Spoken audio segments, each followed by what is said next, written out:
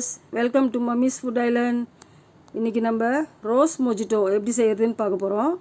வாங்க, இதுக்கு தேவையான பொருட்கள் என்னென்னு பார்த்துடலாம். நான் 2 விப்ரோ சாஃப்ட் ட்ரிங்க் பாட்டில் எடுத்திருக்கேன். கூடவே ரோஸ் சிரப் அதுவும் வச்சுருக்கேன். ஒரு லெமனை 2ஆக கட் பண்ணி வச்சுருக்கேன். 3 டேபிள் ஸ்பூன் சர்க்கரை எடுத்து வச்சுருக்கேன். இப்போ ஒரு ஜக்கு எடுத்து அதில் இதெல்லாமே போட்டுடலாம். முதல்ல அந்த 3 டேபிள் ஸ்பூன் சர்க்கரை போட்டுக்கிறேன்.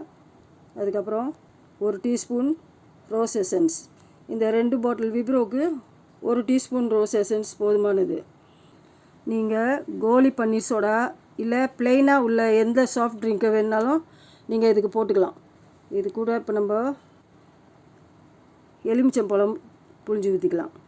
இப்போது நம்ம இந்த விப்ரோ ட்ரிங்க்கை அதில் ஊற்றிக்கலாம். நீங்கள் வேறு எந்த கேஸ் உள்ள ட்ரிங்க்காகவும் ஊற்றிக்கலாம், ஆனால் ப்ளெயினாக இருக்கணும். நான் இதை ஏன் சூஸ் பண்ணியிருக்கேன்னா, இது பன்னீர் சோடா, அதனால தான் நான் இதை சூஸ் பண்ணியிருக்கேன். இப்போ இதை எல்லாத்தையும் நல்லா கலக்கி விட்டுக்கலாம். சர்க்கரை கரைஞ்ச உட்பாடு இதை நமக்கு இஷ்டப்பட்ட எந்த கிளாஸில் வேணுனாலும் நீங்கள் ஊற்றிக்கலாம். நான் ஒயின் கிளாஸில் ஊற்ற போகிறேன்.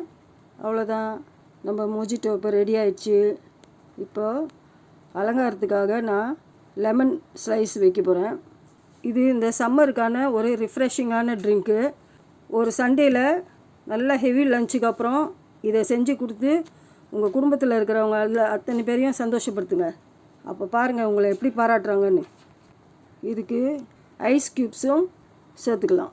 இப்போ நம்ம மொஜிட்டோ சர்வ் பண்ணுறதுக்கு ரெடி ஆகிடுச்சு. See you on my next video. Bye.